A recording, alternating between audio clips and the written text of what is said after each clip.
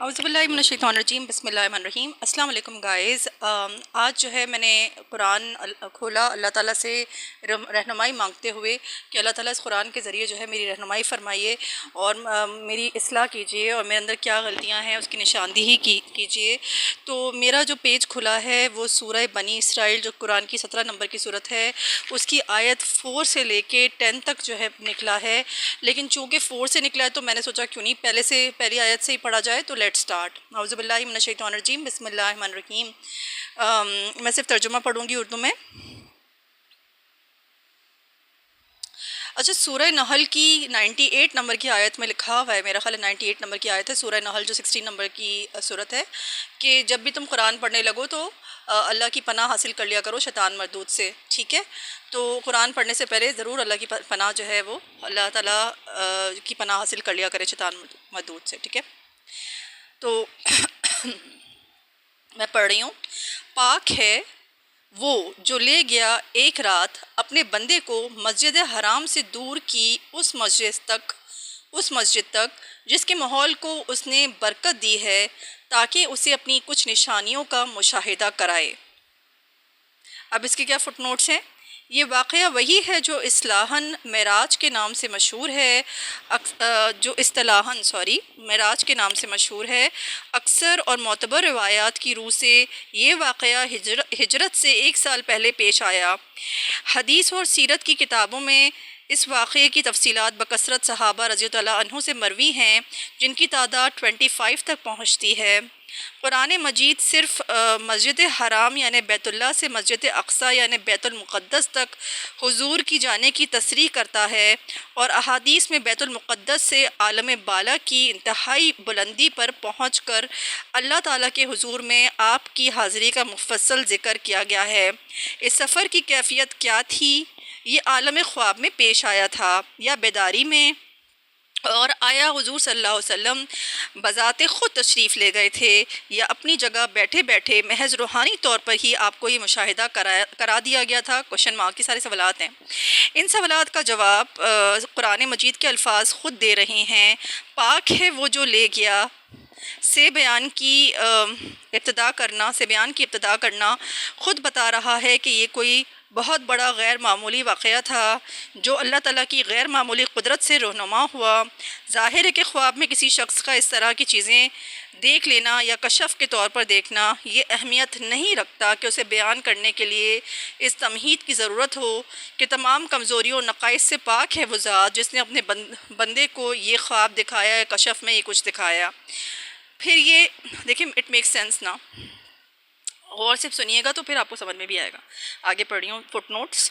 پھر یہ الفاظ بھی کہ ایک رات اپنے بندے کو لے گیا جسمانی سفر پر صریحاً دلالت کرتے ہیں، مطلب پروف کرتے ہیں کہ مطلب جسمانی طور پہ لے گیا، ٹھیک ہے؟ خواب کے سفر یا کشفی سفر کے لیے یہ الفاظ کسی طرح موضوع نہیں ہو سکتے، لہٰذا ہمارے لیے یہ مانے بغیر چارہ نہیں کہ یہ محض ایک روحانی تجربہ نہ تھا بلکہ ایک جسمانی سفر اور عینی مشاہدہ تھا جو اللہ تعالیٰ نے نبی صلی اللہ علیہ وسلم کو کرایا، ٹھیک ہے؟ تو ابھی جیسے صورت کی سٹارٹ ہو رہی ہے، میں اسکالر نہیں ہوں گائز، لیکن جو بھی بات مجھے سمجھ میں آتی ہے وہ میں آپ کے ساتھ شیئر کروں گی، ٹھیک ہے؟ may Allah forgive me for my mistakes، ٹھیک ہے؟ اور کمنٹ سیکشن میں ضرور بتایا کریں کہ مطلب اگر آپ کو کچھ سمجھ میں آیا یا نہیں آیا یا جو بھی آپ سمجھتے ہیں، ٹھیک ہے؟ ضروری۔ اچھا، تو پاک ہے وہ جو لے گیا ایک رات اپنے بندے کو مسجد حرام یعنی بیت اللہ سے دور کی اس مسجد تک جس کے ماحول کو اس نے برکت دی ہے۔ مسجد اقصی کا ذکر ہو رہا ہے، بیت المقدس کا، تاکہ اسے اپنی کچھ نشانیوں کا مشاہدہ کرائے۔ یہاں تک میں نے اس کے جو فٹ نوٹس ہیں وہ میں نے پڑھے۔ حقیقت میں آگے پڑھی ہوں، حقیقت میں وہی ہے سب کچھ سننے اور دیکھنے والا۔ اچھا، کائنڈ آف ایک بات میں ضرور آپ کو کہوں گی جو مجھے بھی بتائی گئی تھی، کیونکہ قرآن جو بہت غور سے پڑھتے ہیں، کافی سالوں سے پڑھ رہے ہیں اور صرف قرآن سے بہت اچھا ان کا علم بھی ہے، بہت غور سے مشاہدہ کرتے ہیں اور اللہ تعالیٰ سے بہت جڑے ہوئے بھی حقیقی معنوں میں، تو مطلب ایسے لوگوں کی جو محفل ہوتی ہے نا، تو وہ آپ کو بہت زیادہ ایسی باتیں بتاتے ہیں قرآن سے۔ تو اللہ تعالیٰ کہنے لگے کہ جو ہے نا، مطلب یہاں سے آپ سوچیں، خود سوچیں کہ بیت اللہ سے لے کے جو ہے مسجد اقصیٰ پر لے جانا اور پھر مسجد اقصیٰ سے جو ہے وہ آسمانوں کی طرف لے کے جانا، مطلب کہ کائنڈ آف لائک یا مسجد اقصیٰ ایئرپورٹ کی طرح ایک تھا کہ مطلب وہاں سے جو ہے وہ وہاں تک لے گیا اور پھر وہاں سے آسمان کی طرف لے گیا. تو یہ ساری باتیں ہیں. اور پھر مسجد اقصیٰ میں میں نے اللہ علم آئی ایم ناٹ شیور، میں نے سنا ہے کہیں سے کہیں اور سے کہ مطلب جو ہے وہاں پہ انبیاء کے ساتھ نمازیں بھی انہوں نے پڑھی تھی رسول اللہ صلی اللہ علیہ وسلم نے. بہرحال اللہ علم، میرا اللہ فرگیو می. آپ خود پڑھ لیجئے گا، یہ آپ زیادہ بہتر مطلب اس کا مطالعہ کریے گا تو آپ کو بھی پتہ چلے گا. آگے پڑھی ہوں. ہم نے اس سے پہلے موسیٰ علیہ السلام کو کتاب دی تھی اور اسے بنی اسرائیل کے لیے ذریعہ ہدایت بنایا تھا، اس تاکید کے ساتھ کہ میرے سوا کسی کو اپنا وکیل نہ بنانا. اب اس کے کیا فٹ نوٹس ہیں؟ یعنی اعتماد اور بھروسے کا مدار جس پر توکل کیا جائے، جس کے سپرد اپنے معاملات کر دیے جائیں، جس کی طرف ہدایت اور استعداد کے لیے رجوع کیا جائے. مطلب وکیل کا میرا خیال ہے یہاں پہ ڈیفائن کیا گیا ہے. تو اللہ سبحانہ تعالیٰ یہاں پہ فرما رہے ہیں کہ ہم نے اس سے پہلے موسیٰ علیہ السلام کو کتاب دی تھی، رسول اللہ صلی اللہ علیہ وسلم کو کتاب دی، تورات موسٹ پرابلی اس کا ذکر ہے، موسٹ پرابلی، اور اسے بنی اسرائیل کے لیے ذریعہ ہدایت بنایا تھا، اس تاکید کے ساتھ کہ میرے سوا کسی کو اپنا وکیل نہ بنانا. اب یہاں پہ انہوں نے تو ماشاءاللہ اچھی فٹ نوٹس میں انہوں نے ایکسپلین کیا کہ اعتماد اور بھروسے سے مدار جس پر توکل کیا جائے، جس کے سپرد اپنے معاملات کر دیے جائیں، جن کی طرف ہدایت اور استطاعت کے لیے رجوع کیا جائے، بے شک کہ ہدایت کے لیے اور رہنمائی کے لیے، لیکن اس کے اوپر پورا ہم بھروسہ بھی کر لیتے ہیں. وکیل کون ہوتا ہے؟ اس کے اوپر آپ کو بہت زیادہ اعتماد ہوتا ہے، جس کے اوپر آپ پورا بھروسہ کر لیتے ہیں. آپ کو پتہ ہوتا ہے کہ یہ آپ کی طرف سے جو ہے وہ آپ کا کیس لڑے گا، آپ کی جو ہے صفائی آپ کے حساب سے آپ کی فیور میں لڑے گا، اور اپنی پوری صلاحیتیں اور پوری جو ہے وہ اپنی عقل اور اپنی پوری ریسورسز اور سب کچھ استعمال کر کے جو ہے وہ آپ کی طرف سے کرے گا، آپ کے حق میں فیصلہ کرے گا، چاہے مطلب کچھ بھی ہو. تو مطلب اللہ تعالیٰ خیر حق کی بات کرتا ہے. تو اللہ سبحانہ تعالیٰ فرما رہا ہے کہ جو ہے نا کس کی طرف کہ موسیٰ علیہ السلام کو کتاب دی تھی اور اسے بنی اسرائیل کے لیے ذریعہ ہدایت بنایا تھا، اس تاکید کے ساتھ کہ میرے سوا کسی کو اپنا وکیل نہ بنانا. اس سے مجھے ایک بات کہ وکیل نہ بنانا، اس تاکید کے ساتھ بھیجی تھی وہ کتاب کہ اللہ کے سوا کسی کو وکیل نہ بنانا. اللہ تعالیٰ کہہ رہا ہے، تو اللہ تعالیٰ کہہ رہا ہے میرے سوا کسی کو وکیل نہ بنانا. تو کیا ہم سوچ سکتے ہیں کہ ہمیں بھی تو قرآن دیا، ہمیں کس تاکید کے ساتھ قرآن دیا، اور کیا ہم اللہ تعالیٰ کو اپنا وکیل بناتے؟ اور قرآن میں الفاظ ہیں نا، وَكَفَىٰ بِاللَّهِ وَكِيلًا، کافی اللہ میرا وکیل، ٹھیک ہے نا. تو کیا ہم نے اللہ تعالیٰ کو وکیل بنایا؟ ہمیں یہ سوچنا چاہیے، ٹھیک ہے، کیونکہ اب قرآن آخری کتاب ہے اور یہاں یہ جو ہے قیامت تک تا قیامت رہے گی. تو ہمیں بھی سوچنا چاہیے کہ کیا ہم نے بھی اللہ تعالیٰ کو وکیل بنایا ہے. ٹھیک ہے، آگے پڑھی ہوں. تم ان لوگوں کی اولاد ہو جنہیں ہم نے نوح علیہ السلام کے ساتھ کشتی پر سوار کیا تھا، اور نوح علیہ السلام ایک شکر گزار بندہ تھا. پھر ہم نے اپنی کتاب میں بنی اسرائیل کو اس بات پر بھی متنبہ کر دیا تھا کہ تم 2 مرتبہ زمین میں فساد عظیم برپا کرو گے. اب یہاں پہ رک کے میں یہاں پہ فٹ نوٹس ہیں، فساد عظیم برپا کرو گے اور بڑی سرکشی دکھاؤ گے. اب یہاں پہ فٹ نوٹس میں پہلے پڑھ لوں کہ اچھا، سب سے پہلے میں اتنا بتاتی ہوں کہ اللہ تعالیٰ آگے بتا رہے ہیں کہ تم لوگ سب ان کی اولاد ہو جو نوح علیہ السلام کے ساتھ جو لوگ کشتی میں سوار ہوئے تھے، جن کو اللہ تعالیٰ نے عذاب سے بچا لیا تھا، تم ان میں سے جو ہے ان کی اولاد ہو. اور نوح علیہ السلام جو ہے ایک شکر گزار بندہ تھا. اور پھر ہم نے اپنی کتاب میں بنی اسرائیل کو اس بات پر بھی متنبہ کر دیا تھا کہ تم 2 مرتبہ زمین میں فساد عظیم برپا کرو گے اور بڑی سرکشی دکھاؤ گے. اس کے فٹ نوٹس پڑھ رہی ہوں. کتاب سے مراد یہاں تورات نہیں ہے بلکہ صحف آسمانی کا مجموعہ ہے، جس کے لیے قرآن میں اصطلاح کے طور پر لفظ الکتاب کئی جگہ استعمال ہوا ہے. تو سوری، تورات کی بات نہیں ہو رہی، یہاں پہ جو ہے وہ صحف آسمانی کا ذکر ہے، جس کے لیے قرآن میں اصطلاح کے طور پر لفظ الکتاب کئی جگہ استعمال ہوا ہے. تو سوری، تورات کا ذکر نہیں ہو رہا بلکہ اس کا الکتاب کا ذکر ہو رہا ہے. ٹھیک ہے، آئی ہوپ اٹس کلیئر. تو اللہ سبحانہ تعالیٰ کہہ رہا ہے کہ الکتاب میں جو ہے وہ بنی اسرائیل کو اللہ تعالیٰ نے متنبہ اس بات پر متنبہ کر دیا تھا کہ 2 مرتبہ وہ زمین میں فساد عظیم برپا کریں گے اور بڑی سرکشی دکھائیں گے. اور دیکھیں آج بھی کیا ہو رہا ہے. ٹھیک ہے، آپ کو پتہ ہے. I'll just put it here اور میں آگے پڑھ رہی ہوں. آخرکار جب ان میں سے پہلی سرکشی کا موقع پیش آیا تو اے بنی اسرائیل، ہم نے تمہارے مقابلے پر اپنے ایسے بندے اٹھائے جو نہایت زوراور تھے اور وہ تمہارے ملک میں گھس کر ہر طرف پھیل گئے۔ اب اس کے کیا فٹ نوٹس ہیں؟ اس سے مراد وہ ہولناک تباہی ہے جو آشوریوں اور اہل بابل کے ہاتھوں بنی اسرائیل پر نازل ہوئی۔ اب دیکھیں وہاں پہ اس وقت جو آشوریوں اور اہل بابل، کیونکہ جو ہے نا اسرار احمد صاحب کا بھی آپ لیکچر سنیے گا، آپ کو بہت اچھا یاد ہوگا، میں نے بہت پہلے جو ہے ان کا لیکچر سنا تھا۔ تو یہودیوں کا میرا خیال ہے کہ بیبلونیا عراق کے شاید بادشاہ نے حملہ کیا تھا یا کچھ طرح سے ہوا تھا۔ اچھا نہیں، سب سے پہلے آشوریوں اور اہل بابل کے ہاتھوں بنی اسرائیل کا جو ہے وہ اچھا پہلے ہوا تھا۔ تو دو مرتبہ جو اچھا ایک مرتبہ تو ان کے بار اس طرح کے آشوریوں اور اہل بابل کے ہاتھوں بنی اسرائیل پر نازل ہوئی، ٹھیک ہے نا، وہ تباہی۔ تو کیا ہوا کہ جو ہے نا اللہ سبحانہ تعالیٰ نے جب بنی اسرائیل نے سرکشی کی تو کیا ہوا کہ اللہ تعالیٰ کہہ رہے ہیں یہاں پہ کہ ہم نے تمہارے مقابلے میں اپنے زور آور، طاقتور یا زور آور جو بہت زیادہ ان کی طاقت ہوتی ہے، ریسورسز ہوتے ہیں اور بہت زور آور ہوتے ہیں، تو وہ تمہارے ملک میں گھس کر پھیل گئے۔ یہ ایک وعدہ تھا جسے جسے پورا ہو کر ہی رہنا تھا۔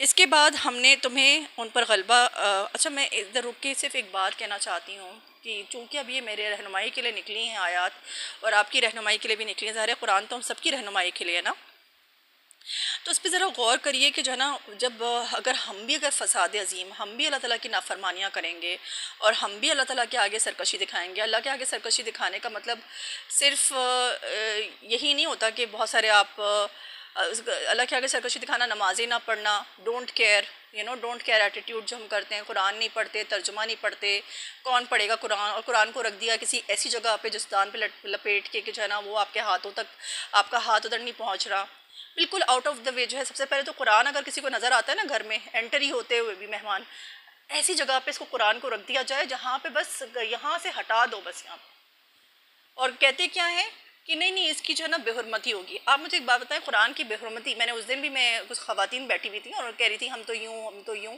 حالانکہ وہ صرف قرآن سن رہی تھی، میں پڑھ رہی تھی، سن وہ رہی تھی کانوں سے۔ میں نے بولا بات سنو، میں نے بولا بے حرمتی قرآن کی یہ نہیں ہوتی ہے، ٹھیک ہے آپ عزت کریں، جو اللہ تعالیٰ نے جس طرح سے اللہ کی کتاب ہے، اس کی جو رسپیکٹ، اس کی جو حرمت ہے، سر آنکھوں پہ میں اس کو ضرور مانتی ہوں، لیکن قرآن کی بے حرمتی کیا یہ نہیں ہے کہ تم اس کو ادھر ادھر لپیٹ کے رکھ دو۔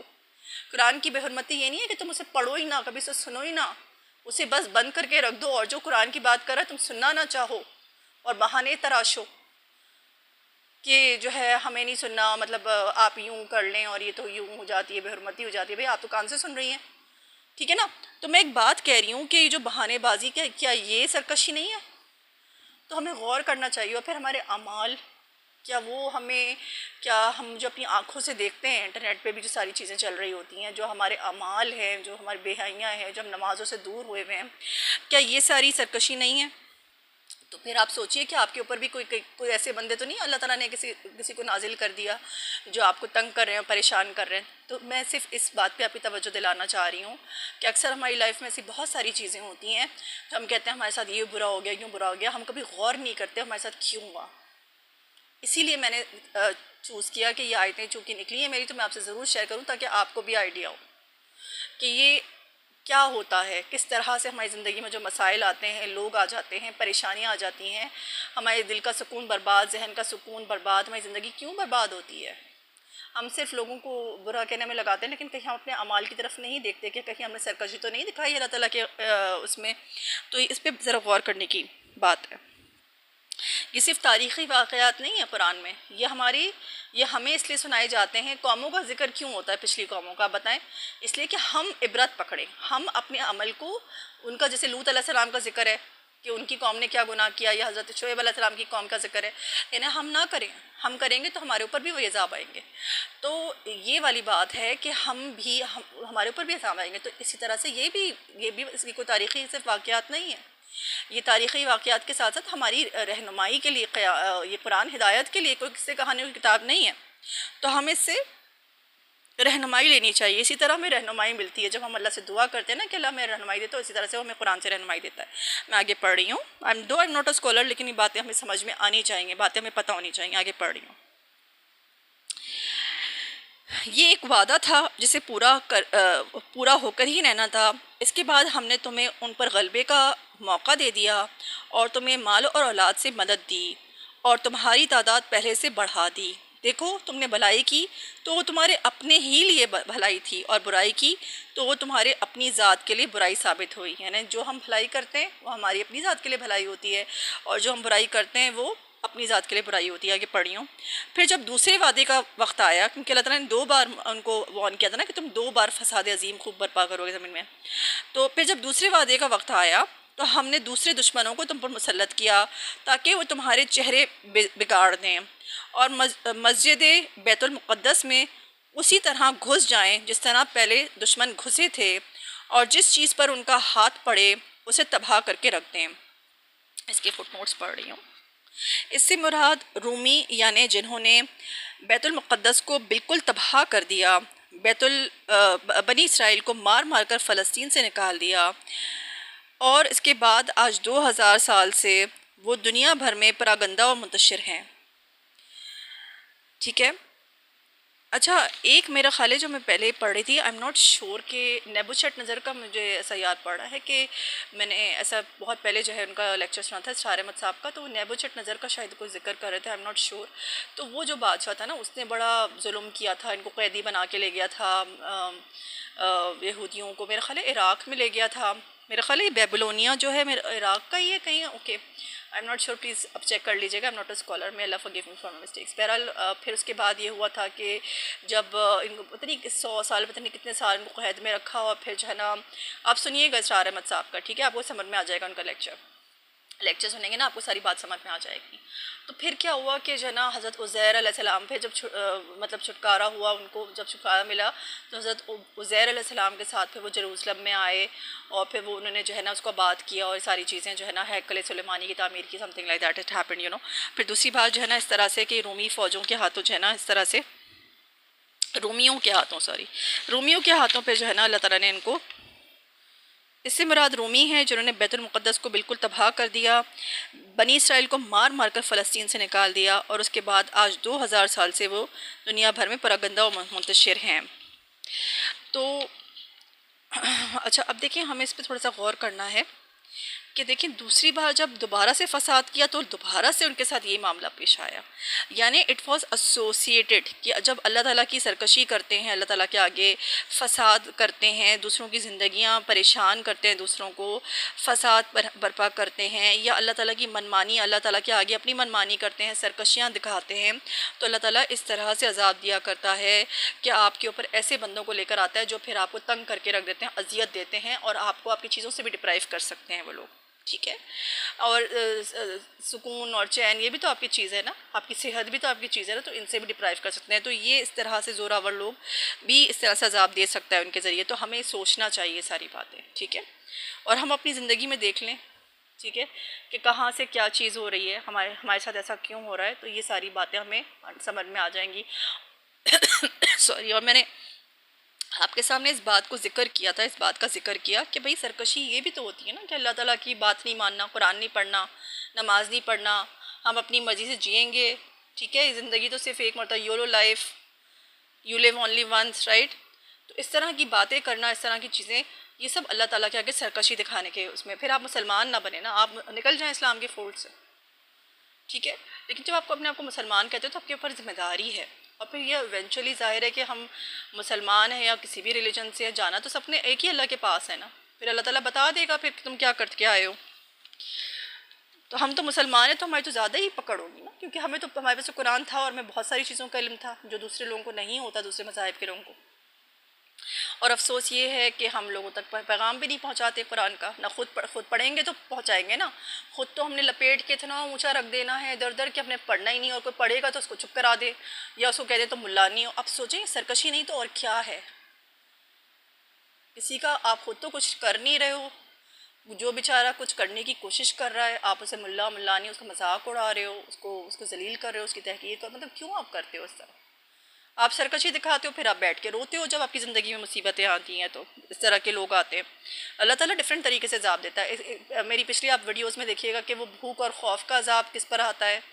اب یہاں پہ یہ زوراور بندوں کا عذاب جو آ رہا ہے، جو بنی اسرائیل کے اوپر ہو رہا ہے، یہ کیوں ہو رہا ہے؟ جب انہوں نے سرکشی دکھائی، فساد عظیم کیا، تو ان کے اوپر وہی عذاب آیا۔ تو ہمیں بھی سوچنا چاہیے کہ اگر ہم سرکشی دکھائیں گے اور ہم فساد برپا کریں گے تو ہمارے ساتھ کیا ہوگا۔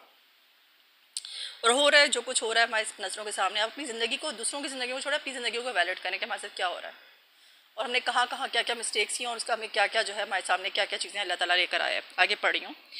ہو سکتا ہے کہ اب تمہارا رب تم پر رحم کرے، لیکن اگر تم نے پھر اپنی سابق روش کا اعادہ کیا تو ہم بھی پھر اپنی سزا کا اعادہ کریں گے. اور کافر نعمت لوگوں کے لیے ہم نے جہنم کو قید خانہ بنا رکھا ہے. اب دیکھو اللہ تعالیٰ کہہ رہا ہو سکتا ہے کہ اللہ تعالیٰ تم پر رحم فرمائے اب دوبارہ سے، لیکن اب کیا ہے کہ اگر تم نے پچھلی جو کام جو تم کرتے آئے ہو فساد عظیم، اور پھر تم نے سرکشی دکھائی، تو پھر ہم اپنی سزا پھر وہی اپنا سزا تمہیں دیں گے، ہم بھی اپنی سزا تمہارے لیے پریپیئر کر کے رکھیں گے. اور کافر نعمت لوگوں کے لیے ہم نے جہنم کو قید خانہ بنا رکھا ہے. وہ کافر نعمت ہیں. دیکھیں نعمت کا کفران ہوتا ہے کہ اللہ تعالیٰ کہتا ہے تم نعمتیں اینٹتے ہو اور منہ پھیر لیتے ہو. جب اللہ تعالیٰ تمہیں مصیبت سے نکالتا ہے تم جو ہے نعمتیں اینٹتے ہو اور منہ پھیر لیتے ہو. ٹھیک ہے، تو یہ والی ساری بات ہے. اللہ تعالیٰ نے سب کو بہت ساری نعمتیں دی ہیں، آنکھ، ناک، کان. آپ نے دیکھا نہیں ہے بچے پیدا ہوتے ان کے کیا پیدا ہوتے ہی ان کو پیدائشی ان کو پرابلمز ہوتی ہیں. کسی کو دل کا مسئلہ ہو رہا ہے، کسی کو سانس کا مسئلہ ہو رہا ہے، کسی کو کڈنی کا مسئلہ. آپ دیکھیں اسپتال کیسے بھرے ہوئے ہیں. اللہ کی نعمتیں نہیں. آپ کو دل کا سکون ہے، ذہن کا سکون ہے، آپ کے پاس صحت ہے. کیا یہ سارے سکون، یہ ساری چیزیں نہیں ہیں نعمتیں اللہ تعالیٰ کی؟ آپ چل رہے ہیں اپنے پیروں پہ، دیکھیں لوگ کیسے پڑے ہوئے ہیں، کیسی کیسی بیماریاں اچانک سے لوگوں کو فالج ہو جاتے ہیں. اللہ کا شکر ادا کریں اور خوف کریں اللہ تعالیٰ سے. تو اللہ تعالیٰ کہہ رہے ہیں اور کافری نعمت. اور دیکھیں ایک ہوتا ہے کافر، کیا ہوتا ہے، دیکھیں کفر کیا. تو جب میں حضرت یوسف علیہ السلام کا بھی اب دیکھیے گا، میں نے ایک ویڈیو بنائی تھی کہ کس طرح سے پورنوگرافی اور ساری چیزوں سے نجات لیں گے. میں یوسف علیہ السلام کا جو ہے وہ پڑھ رہی تھی کہ انہوں نے زلیخا سے جو ہے اپنا کس طرح سے وہ بچے تھے اس مومنٹ پہ، جب کہ زلیخا ان کو انوائٹ کری تھی دروازے بند کر کے. انہوں نے کیا جواب دیا؟ زلیخا نے دروازے بند کیا، بولا آ جا. تو انہوں نے بولا کہ اللہ کی خدا کی پناہ، میرے رب نے مجھے یہ قدر و منزلت دی ہے اور میں یہ کام کروں گا. یعنی کہ شکرانہ تھا اللہ تعالیٰ کہ اللہ تعالیٰ نے مجھے کتنی قدر و منزلت دی ہے، میرے رب نے مجھے کیا کچھ دیا، اور میں کچھ مومنٹس مجھے مل جائیں گے، کچھ مومنٹس جو ہے مجھے کیا کہتے ہیں میں یہ کام کروں گا، مجھے موقع ملے تو میں یہ کام کروں گا، اتنا گھٹیا کام کروں گا میں. انہوں نے کہا کہ ظالم اور ظالم کبھی فلاح نہیں پا سکتے. تو میں یہ کام کروں گا تو یعنی کہ میں ظالم ہو جاؤں گا، اور ظالم فلاح نہیں پا سکتے یعنی کامیاب نہیں ہو سکتے، یعنی میں برباد ہو جاؤں گا، میرا سب کچھ مجھ سے چھن جائے گا. ساری قدر و منزلت، ساری اللہ تعالیٰ کی ان کی بلیسنگز کہ جو ہے کہاں ان کے بھائیوں نے ان کو پھینک دیا تھا کنویں میں کہ مر جائے گا، اس کو کھپ جائے گا، جو قافلے والے لے جائیں گے. جیسے ہوتا ہے نا کسی بچے کو آپ پھینک دیتے ہیں، ہم یہیں پہ آپ دیکھ لیں ایسے ہوتے ہیں واقعات کہ بچوں کو جو ہے دور کہیں پرے چھوڑ کے آ گئے، چلو مر جائے گا یا پھر کوئی لے جائے گا. تو بس ان کے ساتھ بھی معاملات، لیکن اللہ تعالیٰ نے ان کو وہاں سے اٹھا کے مصر کا بادشاہ بنا دیا. اور اتنے حسین و جمیل تھے کہ مطلب لوگوں کی آنکھیں جو ہے ان کی وہ ہو جاتی تھی، مطلب آنکھیں چار ہو جاتی تھی ان کو دیکھ کے. عورتوں نے اپنی انگلیاں کاٹ لی تھی. مطلب ماشاء اللہ سے اللہ تعالیٰ نے انہوں نے اس بات کو کا شکر ادا کیا کہ اللہ تعالیٰ نے مجھے اتنی قدر و منزل ان مومنٹس میں، ان ویکر مومنٹس میں. دیکھیں ہمیں بھی بچنا چاہیے، اللہ کا شکر ہے. دو چیزوں نے بچایا جو مجھے سمجھ میں آئی، ایک شکر نے اور تقویٰ نے، اللہ کے خوف نے. اللہ کا خوف یہ کہ اگر میں ظلم کروں گا، میں ظالم ہو جاؤں گا تو میں برباد ہو جاؤں گا. میں نے ظلم کیا تو میں برباد ہو جاؤں گا، یہ ظلم ہے اور میں ظلم کروں گا تو برباد ہو جاؤں گا. اس اللہ تعالیٰ کی اتنی نعمتیں پا کے بھی اگر میں یہ حرکت کروں گا تو میں ظلم کروں گا، اور ظالم برباد ہو جاتے ہیں اور کبھی فلاح نہیں پا سکتے. تو شکر کا جو اپوزٹ ہے نا کفر ہے. اور شکر کا جو مطلب مجھے یہاں سے سمجھ میں آیا حضرت یوسف علیہ السلام کی بات سے، ایک تو یہ ہے کہ اللہ تعالیٰ کی احکام پر عمل کرنا، تو اللہ تعالیٰ نے بتایا ہے جس طرح زندگی گزارو، قرآن پڑھو، ترجمے کے ساتھ کو دوسروں تک پہنچاؤ، نمازیں پڑھو. کسی کو کچھ سورت سکھا دی ہم نے، کسی کو قرآن کا ترجمہ جو ہے ان کو قرآن کا ترجمہ پڑھ کے سنایا، نماز پڑھا دی. لوگوں کو نمازیں نہیں پڑھنی آتی ہیں، بہت سارے لوگ ہیں. آپ یقین کرو، اب کام کرنے والی بھی ہوتی ہے، مجھے کام کرنے والی بھی ہوتی ہیں بیچاری، کہتی ہیں کہ جناب میں سے ایک نے کہا تھا، سب کو تو کوئی انٹرسٹ نہیں ہے اتنا کوئی خاص لوگوں کو، لیکن انہوں نے کہا کہ باجی مجھے قرآن پڑھا دیا کریں. آپ بھلے کام اگر نہیں لینا چاہتی تو نہ لیں، آپ مجھے قرآن پڑھا دیا کریں. تو اب سوچو کہ ایسے لوگ ہیں اور نماز پڑھانا، اس کو صورتیں سکھانا، آپ سوچیں کہ آپ کی زندگی میں کتنی بلیسنگز آئیں گی. اور پھر یہ سوچیں یہ شکر نہیں ہے اور شکر ہے. اور پھر کیا ہے، ایک طرف یہ ہے کہ اللہ تعالیٰ کی مرضی کے مطابق چلیں اور قرآن کی کسی بات پہ یہ نہیں کہ ہم یہ نہیں کریں. بھائی سبمٹ کیا ہے آپ نے، اور وہ آپ کا پروردگار ہے، آپ کا کریٹر ہے، آپ نے پورے طریقے سے سبمٹ کرنا ہے. اور جس چیز پہ جیسے میرے دل میں بھی کبھی ہوتا ہے کہ میں اس چیز پہ عمل یہ وہ، تو میں اللہ سے دعا کرتی ہوں کہ اللہ تعالیٰ مجھے نیک توفیق دے کہ جو بھی آپ کی بات ہے نا میرے دل میں جو ہے نا میں اس کے حساب سے اپنے آپ کو کر لوں. بس مجھے نیک توفیق دیجیے آپ. اللہ کی نیک توفیق سے بھی بہت کچھ الحمدللہ اللہ تعالیٰ کروا دیتا ہے. سارے اچھے کام اللہ کی نیک توفیق سے ہی ہوتے ہیں. ٹھیک ہے، یاد رکھیے گا یہ بات. اور دوسری چیز ہے جو میرا اللہ والا میرا جو تجربہ کہتا ہے اور میں نے جو دیکھا ہے نا، اللہ کی نیک توفیق سے ہی سارے کام ہوتے ہیں. جو بھی اچھے ہم کام کرتے ہیں نا، وہ اس میں ہماری کوئی بڑائی نہیں ہوتی ہے، وہ سب اللہ تعالیٰ کی دی ہوئی نیک توفیق سے ہوتے ہیں. ٹھیک ہے. اور دوسری چیز جو ہے نا یہ ہے کہ شکر کا ایک تو یہ ہے کہ اللہ تعالیٰ کی مرضی کے مطابق اور چلنا، اور دوسرا یہ کہ جو اللہ تعالیٰ نے جن چیزوں سے منع کیا ان سے بچنا. تو وہاں پہ انہوں نے شکر بھی کیا کہ اللہ تعالیٰ نے جتنا کچھ دیا ہے اکنالج کیا اس چیز کو، شکر ادا کیا. اور دوسرا یہ کہ گناہ اگر میں گناہ کروں گا تو میں تو برباد ہو جاؤں گا، میں ظالم ہو جاؤں گا. ظالم تو برباد ہو جاتے ہیں، فلاں نہیں پا سکتے، برباد ہی ہوں گے، یعنی میں برباد ہو جاؤں گا ان ادر ورڈس. تو آپ سوچیں کہ ایک شکر اور ایک تقویٰ. ٹھیک ہے. تو یہ دونوں چیزیں جو ہے نا وہ شکر کے ساتھ ہوتی ہیں. شکر جو ہے وہ کیا ہوتا ہے کہ اللہ کی مرضی کے مطابق چلنا جو اس کے کام ہے، اور جن چیزوں سے اس نے منع کیا ہے اللہ تعالیٰ نے، ان چیزوں سے ہمیں بچنا ہے، ان چیزوں سے اپنے آپ کو بچانا ہے اور اللہ سے دعائیں مانگنی ہے بہت زیادہ. ٹھیک ہے. اور قرآن کو سمجھ کے پڑھنا. یقین کریں کہ آدھے سے زیادہ ہماری جو ہوتی ہے نا، ہم سے نماز نہیں پڑھی جاتی، ہم سے یہ نہیں ہوتا. آپ قرآن کو ترجمے کے ساتھ پڑھنا جس دن سے شروع کر دیں گے، بیچ میں سے اللہ سے رہنمائی مانگ کے قرآن کھولا کریں کہ اللہ تعالیٰ میری قرآن سے جو ہے رہنمائی فرمائیے، یا کوئی بھی تکلیف ہو، کوئی بھی پرابلم ہو، یا صرف پرابلم اور تکلیف کا کیوں انتظار کرتے ہیں، مجھے سمجھ نہیں آتا. لوگ روز اللہ تعالیٰ سے ہر وقت آفن قرآن کھولا کریں اور اللہ سے رہنمائی مانگا کریں، اللہ تعالیٰ مجھے قرآن کے ذریعے سے میری رہنمائی فرما. آپ یقین کریں جب آپ اس طرح سے قرآن پڑھتے رہیں گے نا، اللہ تعالیٰ خود اور جب آپ دوسروں کو نماز پڑھائیں گے نا تو اللہ آپ کو نماز پڑھائے گا. جب آپ دوسروں کو قرآن پہنچائیں گے، جب آپ دوسروں کو کسی صورتیں یاد کروائیں گے، جب آپ دوسروں کو نورانی قاعدہ آتا ہے جس میں وہ عربک الفابیٹس ہوتے ہیں، الف با تا، یہ سارے، تو وہ جب آپ سکھائیں گے لوگوں کو، جب آپ قرآن پڑھ کے اس کا ترجمہ لوگوں کو سنائیں گے، کیوں اللہ تعالیٰ آپ کو نماز نہیں پڑھ پائے گا؟ تو یہ اسی طرح سے مطلب اللہ تعالیٰ بس نیک توفیق دے. میں تو بہت گنہگار ہوں، لیکن ایک بات بتا رہی ہوں کہ میری زندگی میں اسی طرح چینج آیا ہے. تو اسی طرح سے آپ بھی قرآن کو جو ہے نا پڑھیں، انشاءاللہ تعالیٰ اسی سے چینج آئے گا، اسی سے پورنوگرافی سے نجات ہوگی، اسی سے انشاءاللہ سارے گناہ آپ سے چھوٹیں گے، اور انشاءاللہ یہیں سے جو ہے آپ نمازیں اور سب، اور ساتھ میں جو ہے نا اپنے لوگوں کے لیے بھی لازمی کرنا. سیلفش نہیں ہو سکتے ہم کہ اچھا ہمیں سب کچھ مل جائے لیکن کسی کو ہم کچھ دینا، تو ہمیں دینا پڑے گا. ہمیں رسول اللہ صلی اللہ علیہ وسلم نے کی میرا خیال حدیث ہے نا کہ بلغوا انی ولو آیا، ایسے کچھ کر کے ہے نا کہ ایک آیت بھی اگر تمہیں پتہ ہو تو آگے پہنچاؤ. یہاں پہ ایک آیت پہنچاتے ہیں تو لوگوں کو اتنے مسئلے ہو جاتے ہیں، تم تو اتنے گنہگار ہو اور تمہیں ایک آیت ہو، تم تو یوں کرتے ہو، تم تو یوں کرتے ہو. مطلب لائک لوگ اتنے اٹس سو سیڈ. خود تو کچھ کرنا نہیں ہے آپ نے، اور آپ دوسروں کو بھی جو ہے ڈسکریج کرو جو بیچارہ کرنے کی کوشش کر رہا ہے. تو لوگوں کی باتیں نہ سنا کریں، بس آپ اللہ سے دعا کریں بس، اور آپ پہنچا دیا کریں اللہ کا نام لے کے. میں تو بہت پازیٹیو سوچتی ہوں. میں یہ سوچتی ہوں کہ میں پہلے نے سوال پوچھا تھا ان سے جو قرآن مجھے پڑھاتے تھے کہ اگر میں اس طرح پہنچاؤں گی تو لوگ تو اس طرح کمنٹس کرتے تھے، تمہارے ساتھ تو یہ مسئلہ ہے، تمہارے ساتھ تو یہ. میں نے بولا لوگ تو اس طرح کی باتیں کریں گے. تو انہوں نے کہا نہیں، ایسے آپ پہنچا دیا کریں، ان سے کہیے ہاں ٹھیک ہے اپنی غلطیوں پہ نظر کریں گے. تو میرے دل میں اللہ تعالیٰ نے ایک بات اور بھی ڈالی تھی، میرے دل میں ڈالی تھی اللہ تعالیٰ نے کہ دیکھو اگر میں قرآن دوسروں تک پہنچاؤں گی تو کیا پتہ اللہ تعالیٰ مجھے نیک توفیق دے دے کہ میں اس پہ عمل بھی کر لوں. میرا عمل نہیں ہے نا قرآن سے، تو کیا پتہ اللہ تعالیٰ مجھے نیک توفیق دے دے کہ میں جو قرآن پہنچا رہی ہوں اللہ تعالیٰ مجھے توفیق دے دے عمل کی. کیا پتہ میری برائیوں سے، جو گناہ مجھ سے ہو رہے ہیں وہ مجھ سے چھڑوا دے اللہ تعالیٰ. تو اس قرآن کی برکت سے، اس کو پہنچانے کی آگے برکت سے، اور آپ سوچیں وہ جو عمل کرے گا اس کے کیا آپ کو ثواب میں ملے گا. کیا پتہ اس برکت سے، اس قرآن کو آگے پہنچانے کی برکت سے، رحمت سے میری بھی ساری مشکلات اور پریشانیاں دور ہو جائیں گی، میری بھی گھبراہٹیں، میری بھی پریشانیاں دور ہو جائیں گی. اور کیا پتہ جو ہے میں بھی مجھے بھی اللہ تعالیٰ عمل کی توفیق دے دے گا، میرے بھی گناہ مجھ سے چھوٹ جائیں گے انشاءاللہ تعالیٰ. تو میں تو بہت پازیٹیو سوچتی ہوں، اور اسی طرح سوچنا چاہیے انسان کو، ورنہ آپ کچھ نہیں کر سکتے. لوگ آپ کو ایسی فضول باتیں کریں گے. ٹھیک ہے. You have to be bold, okay, you have to be ہمت، دل میں کریج، اللہ سے دعا کریں گے دل میں کریج پیدا کرے. میں تو کرتی ہوں، آئی ڈونٹ کیئر، اوکے، کرنا چاہیے بس. اللہ کی رحمت سے ہی کرتی ہوں، میرا اپنا کچھ نہیں. اوکے.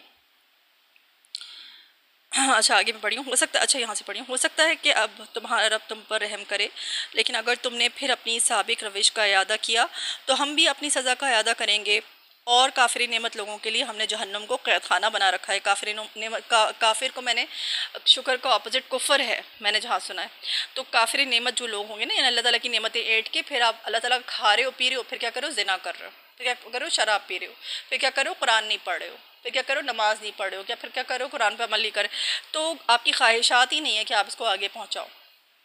اور آپ آگے بھی نہیں پہنچا رہے. کافر نعمت کفر نعمت نہیں ہے تو اور کیا ہے؟ نعمت کا کفر نہیں ہے تو اور کیا؟ اور کافر نعمت لوگوں کے لیے ہم نے جہنم کو قید خانہ بنا رکھا ہے. صرف کھانا پینا نہیں دیا، میں نے ساری چیزیں جو گنوائی ہیں اور بھی بہت کچھ دیا، آسمان زمین جس پہ ہم زمین پہ چل رہے ہیں، سب کچھ کس نے دیا ہے؟ ساری نعمتوں کا آپ بیٹھ کے کبھی سوچیں کتنی نعمتیں ہیں ہمارے پاس، اور پھر جو آپ کو پڑھایا لکھایا، ٹھیک ہے، اس قرآن کے ذریعے سے علم دیا اور آپ کو بیان کی طاقت دی، جسے سورہ رحمان میں ہے نا، کیا رحمان علم القرآن خلق الانسان علامہ البیان. تو آپ دیکھیں جانوروں میں سے کون بول سکتا ہے؟ انسان بول سکتا ہے. انسان حیوان تو نہیں ہے مطلب، لیکن انسان میں وہ حیوانی چیزیں تو موجود ہیں نا، وہ ساری ڈیزائرز. تو آپ دیکھیں لیکن اللہ تعالیٰ نے انسان کو بیان سکھایا ہے. تو جہاں پہ ہمارے پاس روحانی چیز موجود ہے روح کے فارم میں، وہاں پہ ہمارے پاس جسمانی اور حیوانی خواہشات بھی ہیں. تو وہاں پہ جو ہے اللہ تعالیٰ نے انسان کو بیان سکھایا، قرآن دیا. اپنی حیوانیت میں آپ سوچیں کہ ہم اپنی حیوانیت میں اللہ تعالیٰ نے ہمیں اتنا پیار کیا، اتنی رحمت دی ہے. آپ سوچیں کہ قرآن میں لکھا ہوا ہے کہ اللہ تعالیٰ نے انسان کو سڑی ہوئی مٹی کے گارے سے جو ہے نا ہمیں پیدا کیا ہے. تو آپ سوچیں کہ آدم کو، یعنی ہم سب جو اولادیں ہیں آدم کی، ہم سب کو اللہ تعالیٰ نے سڑی ہوئی مٹی، یعنی بدبودار سڑی ہوئی بدبودار مٹی کے گارے سے ہمیں پیدا کیا. ہم کہاں سے پیدا ہوتے ہیں اس ذمہ میں آپ سے ڈسکس کرتا ہے، ایک نطفے سے. اور نطفہ کیسے آتا ہے اور کیسے عورت کے کس طرح سے رحم میں ٹھہرتا ہے، مجھے بتانے کی ضرورت نہیں ہے، آپ سب لوگ بہت سمجھدار ہو. تو پھر میں یہ کہہ رہی ہوں کہ آپ سوچیں کس حالت میں مرد اور عورت کیا کس طرح سے وہ نطفہ کے ٹھہرتا ہے. سوچو آپ کہ جو ہے نا ایسے حیوانی وجود کے ساتھ ایسی سڑی ہوئی بدبودار مٹی کو اللہ تعالیٰ نے اتنی عزت دی کہ اس میں اپنی روح سے پھونکا ہے. آپ قرآن پڑھیں تو اللہ تعالیٰ نے اپنی روح سے ہمارے جسم میں پھونکا اور ہمیں اس دنیا کا جو ہے ریپریزنٹیٹیو بنایا ہے. سوچو قرآن جو شیطان ہے جس نے زمین کے چپے چپے پر سجدہ کیا، بہت کچھ کیا، اس کو نہیں دیا یہ چیز جو اللہ تعالیٰ نے ہمیں دی. اتنا پیار کرتا ہے اللہ تعالیٰ ہم سے، اور ہم پھر اللہ تعالیٰ کی نعمتیں حاصل کر کے سب کچھ کر کے کفر کریں گے، اللہ تعالیٰ کی باتیں نہیں سنیں گے، نہیں مانیں گے، توجہ ہی نہیں کریں گے اس طرف. تو کیا ہوگا؟ اللہ تعالیٰ نے کہا ہے کہ اور کافر نعمت لوگوں کے لیے ہم نے جہنم کو قید خانہ بنا رکھا ہے. حقیقت یہ ہے کہ یہ قرآن وہ راہ دکھاتا ہے جو بالکل سیدھی ہے. جو لوگ اسے مان کر یعنی بالکل سیدھی، بالکل کلیئر اسٹریٹ راستہ ہے، بالکل اس میں کوئی آئیں بائیں شائیں کچھ نہیں ہے، بالکل اسٹریٹ راستہ دکھاتا ہے قرآن.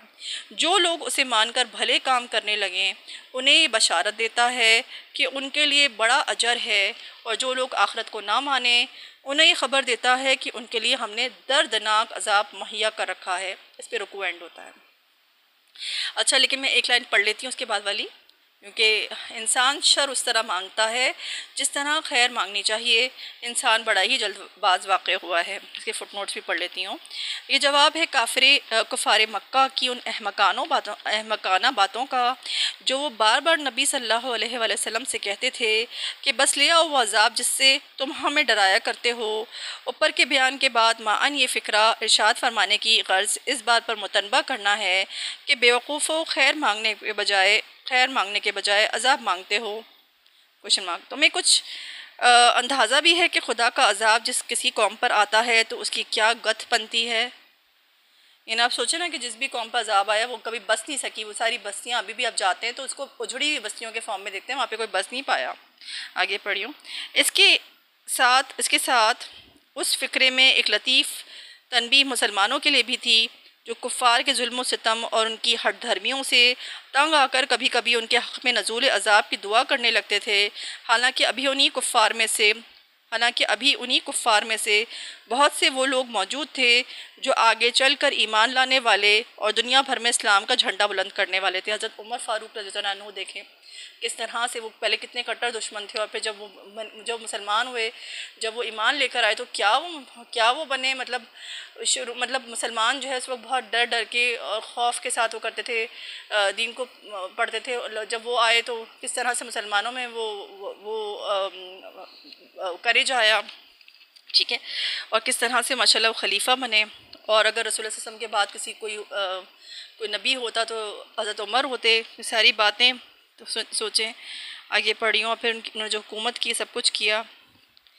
تو یہاں پہ ہے کہ حالانکہ ابھی انہی کفار میں سے بہت سے وہ لوگ موجود تھے جو آگے، مجھے نہیں پتہ یہ ان کے ایمان لانے سے پہلے کی بات ہے بعد میں، لیکن بات اسی طرح سے ہو رہی نا، خالد بن ولید اور یہ سارے لوگ جو بھی لے کر آئے تھے.